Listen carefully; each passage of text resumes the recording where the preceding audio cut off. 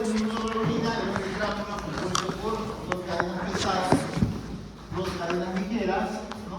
Y que están unidas por puentes o por uniones de sulfuro, ¿no? Por puentes de sulfuro. No se olviden. Entonces, y había 5 inmunoglobulinas, ¿no? ¿Cuáles eran? Inmunoglobulina A, inmunoglobulina B, inmunoglobulina E, inmunoglobulina G e inmunoglobulina E. Entonces, vamos a hablar ahora de la parte cómo es que el linfocito B llega a formar las inmunoglobulinas. Entonces, ¿en qué órgano va a ocurrir esa maduración? En la médula ósea, porque son linfocitos. Entonces, en la médula ósea, aquí está la médula ósea, dentro del hueso, si vemos ahí habrá una célula que será un precursor del linfocito B. Este precursor del linfocito B no tendrá nada de su superficie. ¿Qué va a suceder?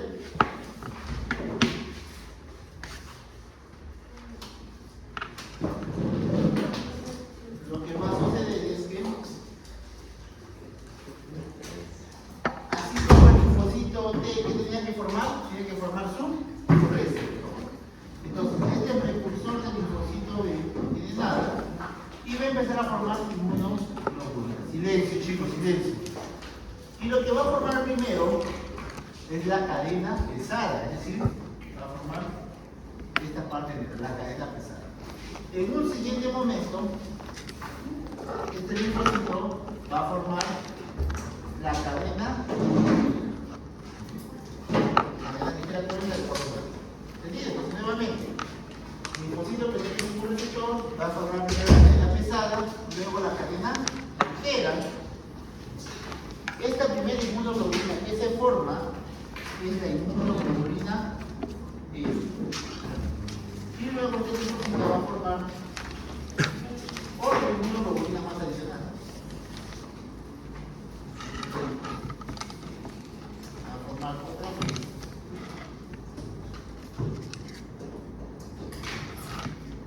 Se va a tener una inmunoglobulina N, que es la primera, y luego va a formar una inmunoglobulina D. ¿Entendido? Y todo eso está ocurriendo en la médula ósea. Entonces termina esa formación y este linfocito que tiene nuevamente inmunoglobulina E y inmunoglobulina D en su superficie sale hacia la sangre. ¿Cómo se llama ese linfocito que sale hacia la sangre que no se reconoce como antibaterial?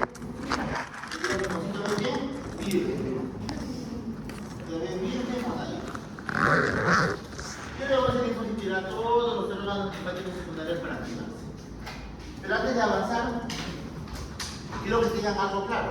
A ver, ¿qué les estoy diciendo aquí? Que se forma inmunoglobulina M, es la primera inmunoglobulina que aparece, y luego inmunoglobulina D. Pero ¿qué inmunoglobulina es? Es una inmunoglobulina, cuando hemos hablado de inmunidad ocular, ¿qué hemos hablado? Que la molécula que hace el efecto es inmunoglobulina, ¿cierto? ¿Esta inmunoglobulina? No. ¿Por qué esta inmunoglobulina está circulando en la sangre? No. Es una inmunoglobulina que está ¿dónde? Anclado en la membrana del linfocito B. Entonces, por favor, quiero que tengan bien claro que lo que está formando al inicio es una inmunoglobulina, pero una inmunoglobulina que actúa como receptor, no una inmunoglobulina que está haciendo el efecto que vamos a ver más adelante, no. Es una inmunoglobulina que actúa como receptor. Entonces, eso nos lleva a ¿qué? Si acá dibujo la membrana del linfocito B, en realidad, ¿cómo se llama el receptor de células B? PCR. ¿Cómo se llama el receptor del linfocito B? Se llama receptor de células B, PCR. ¿Y por qué está conformado? Está conformado por una inmunoglobulina, que tiene su cadena pesada y su cadena ligera. ¿Solamente eso? No. Recuerdan que el PCR tiene un heterodímero, alfa beta, ¿no? También tiene dos moléculas adicionales que se llaman Ig alfa e Ig beta, que es el nombre del CD79A y del CD79B. Entonces, ¿qué pasa en el receptor de células B? No es esto, es todo esto de aquí. Todo esto de aquí es el receptor de células. Así como el PCR, ¿por qué está compuesto? Por el heterodímero alfa beta más la molécula de CD3 más el correceptor de CD4 o CD8, depende de cuál se entiende. Entonces yo digo, grafique en la pregunta del examen el receptor de PCR, me tiene que representar completo. Es una pregunta que me ha dicho un compañero que debo hacer. Entonces tengo que pedir que me grafique. Tiene que hacerlo completo. Ya no voy a explicar, dígame los componentes. ¿Entendido? Entonces, nuevamente, lo que estamos hablando acá es de la inmunoglobulina que actúa como receptor. Entonces, este linfocito B virgen, que está acá con sus inmunoglobulinas, ¿a dónde va a viajar? Hacia los órganos linfáticos secundarios, ¿no? Uno de ellos que es muy importante es el ganglio linfático. El ganglio linfático, una información, lo van a aprender en histología. Tiene unas estructuras dentro de su arquitectura, unas estructuras celulares que se llaman folículos linfoides. Folículos linfoides. Los folículos linfoides no solo están en el ganglio, están en muchos tejidos, en muchos tejidos. Pero ¿qué particularidad tiene el folículo linfoide? Es una estructura así, redonda, ¿ya? Ahí van a dejar los linfocitos, sobre todo los folículos linfoides, es lo que más le gusta estar en los folículos linfoides. Y estos folículos linfoides suelen ser así, de una basofilia, bien azules morados, bien oscuros. Hay unos que son bien oscuros. Este folículo linfoide, que es todo completamente oscuro, es un folículo primario. ¿Por qué son importantes estos folículos? Porque esos folículos llegan los antígenos. Todos los antígenos que han entrado al cuerpo a través de la linfa llegan a los folículos linfoides. Pero si este linfocito que viajó a este órgano encuentra el antígeno que le corresponde a su receptor, ¿qué va a pasar? Igual que comenté, se va a convertir en un linfocito activado. Entonces, cuando eso ocurre, este folículo se vuelve más grande y cambia su forma. Ustedes van a ver en histología un folículo que es diferente, que es bien oscuro en la parte periférica, así como estaba antes, pero en la parte clara hay una parte central que es una parte más clara, pálida. Esa parte central es lo que se conoce como centro germinal. Centro germinal.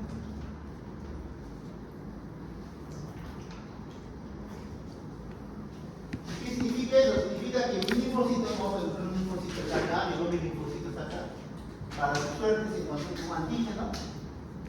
Entonces el linfocito empieza a activarse, empieza a crecer. Entonces, ¿dónde crece? Justo en esta zona donde está el centro germinal. Empieza a madurar, a activarse. Entonces cambia su forma. Este linfocito B que estaba acá se encontró con su antígeno correspondiente para su suerte y empieza a activarse y forma un montón de hijos. ¿Cómo se llaman esos? Idénticos. ¿Cómo se llama eso? Esa propiedad.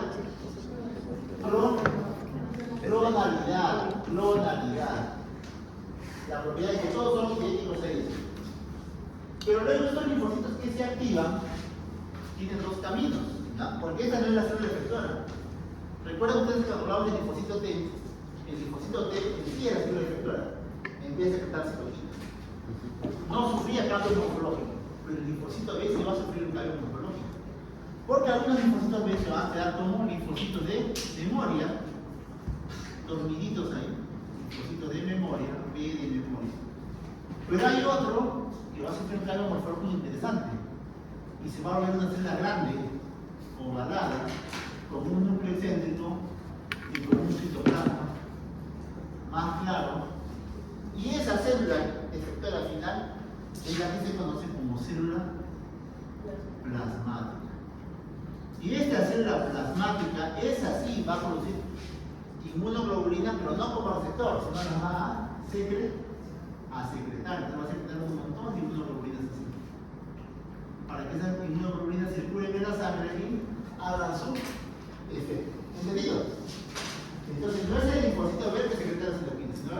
finalmente el receptor es una plasma. ¿Entendido? Entonces eso ocurre así, ¿no?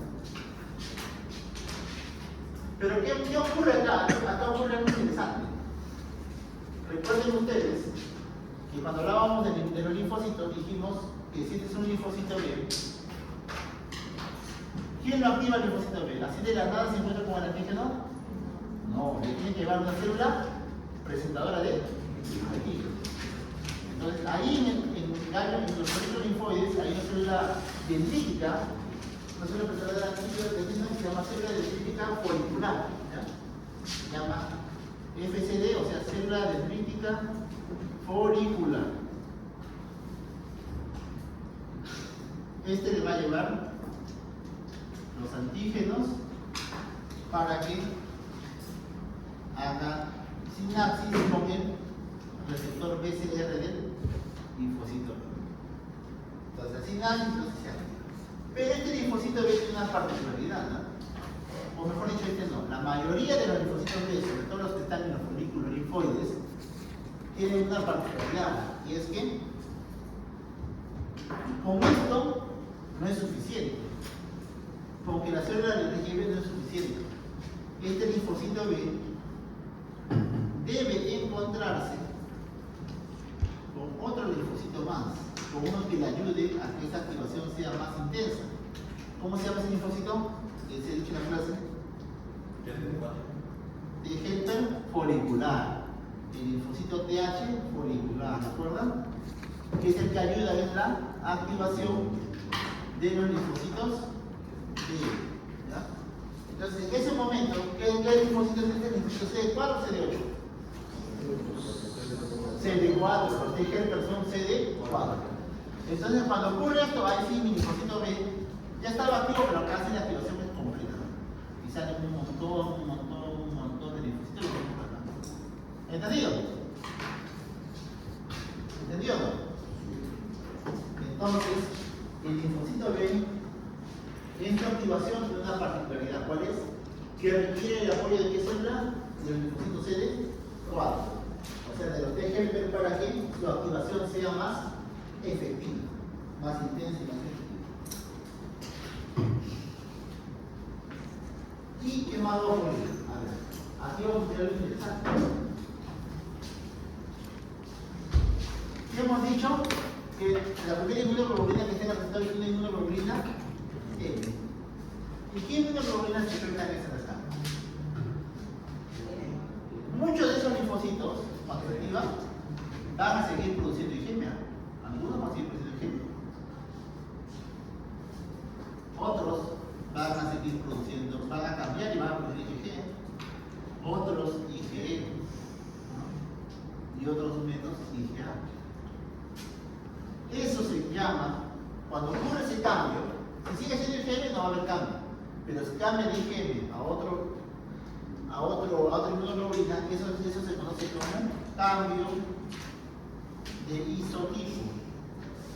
Cambio o switch de isotipo. ¿Por qué isotipo? ¿Qué cosa era el isotipo? Les dije en la clase, el isotipo es esto de acá. Justo la cadena pesada. Justo la cadena pesada. ¿Quién le da el nombre a la inmunoglobulina? Les dije en la clase. La cadena pesada. La cadena pesada. ¿Y siempre va a haber cambio de isotipo? Como les digo, no. Muchas veces sigue siendo IgM. Y en algunas se va a cambiar. ¿De qué depende? Del antígeno al cual se está enfrentando.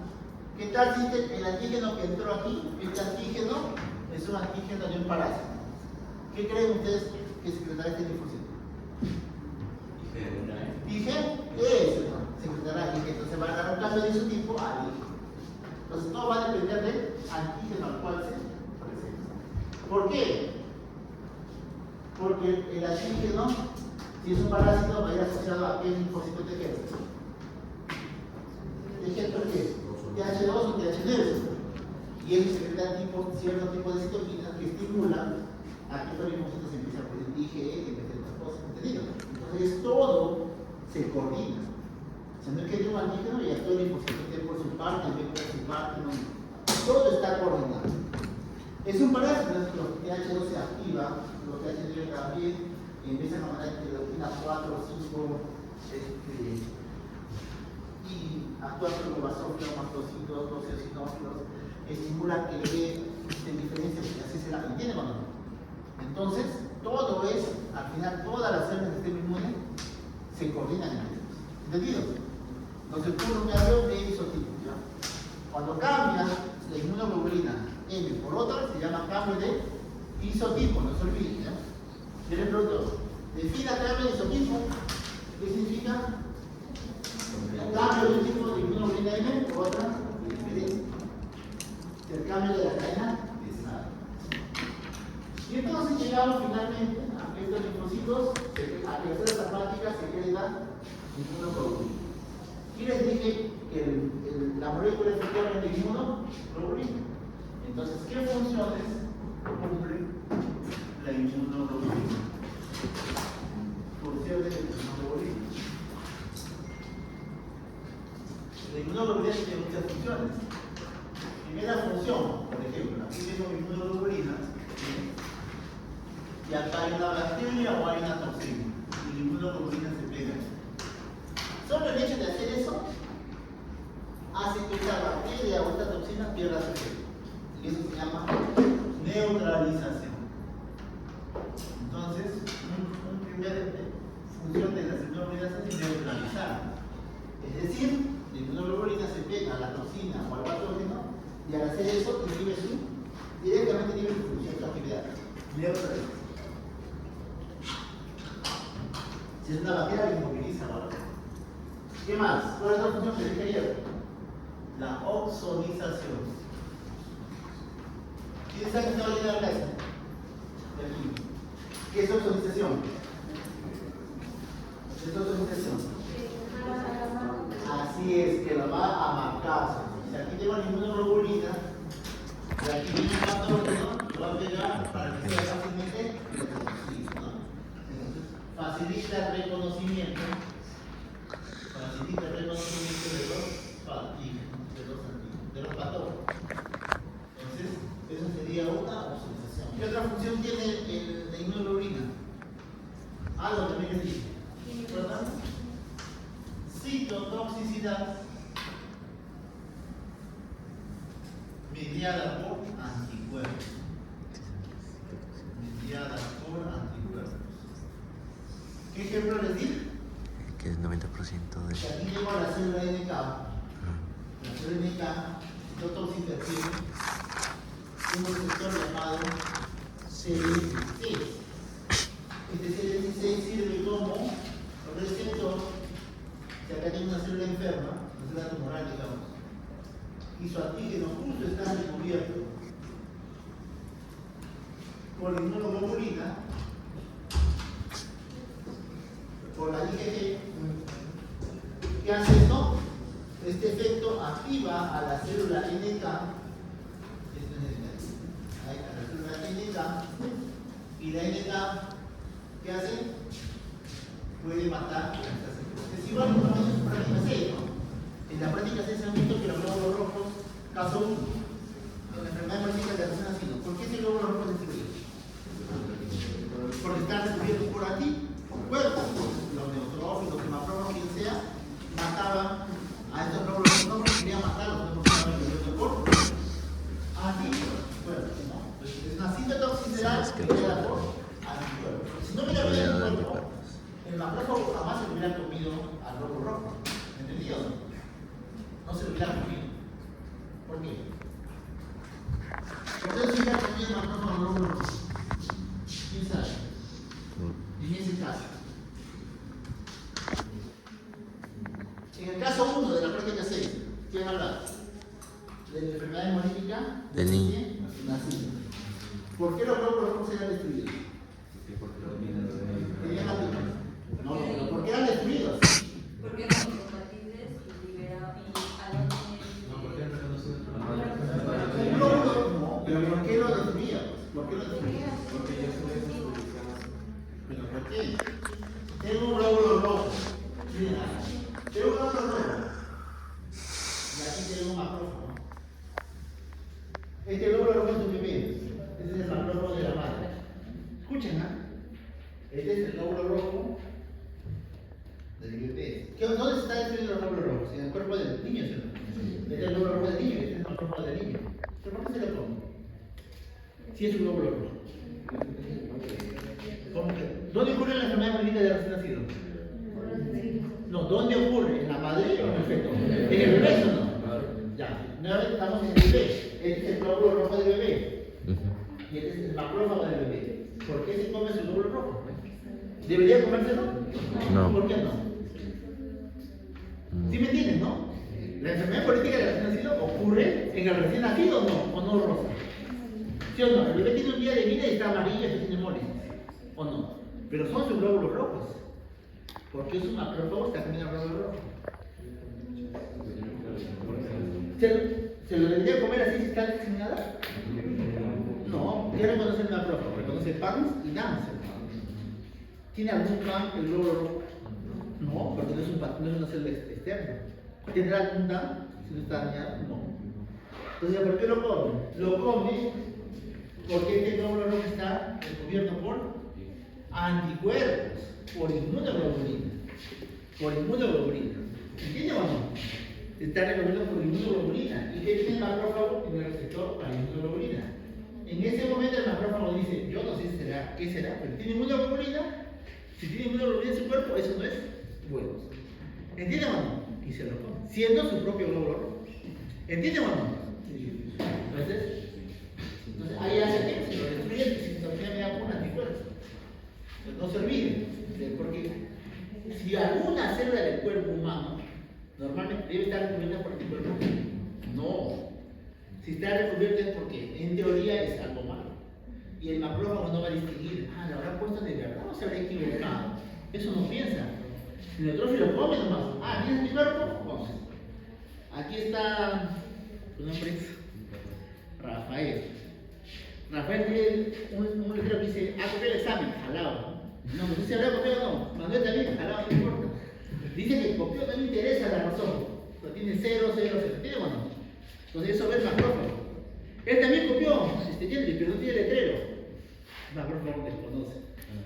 ¿Entienden o no? Entonces, ese es el mecanismo por el cual destruye. O sea, el anticuerpo puede destruir por ácido. Puede activar esta célula, destruya directamente el glóbulo rojo. Lo puede fagocitar o puede destruir. Y eso ocurre, por ejemplo, con la CNK, les dije. La CNK se activa por sus receptores inhibitores activadores, pero también se pueden activar por el CD16, por inmunoglobulina G. Entonces, inmunoglobulina. Tienen competencia especial de todo, simplemente aprender por aprender y memorizarse. Tienen que entender por qué. Así no se les va a olvidar. Si aprende solamente de memoria, se les va a olvidar. Y por último, ¿cuál es la última función de la? Cuando tiene más, pero una fácil. Activación de tiempo. ¿Cuál es la cosa? Del complemento, muy bien, Rosita. ¿Y por qué vía? Por la vía clásica. ¿Cuál es la inmunoglobulina más potente que activa el complemento por la vía clásica? ¿Cuál es la 5? ¿Qué dice? ¿Quién levanta la mano y dice la respuesta? No busquen pues, está muy bien. Así es, el IgM es el más potente. El IgM es el más potente.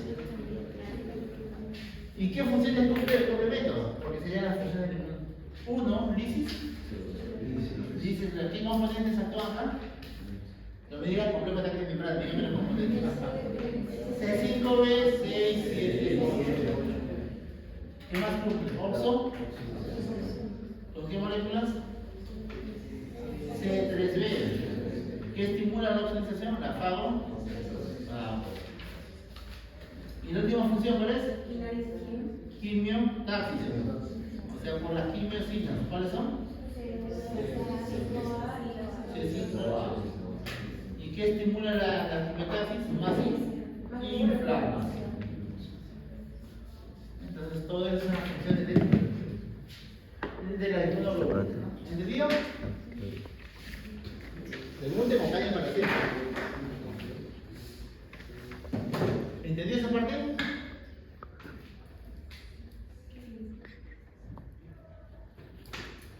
Entonces borramos para seguir avanzando.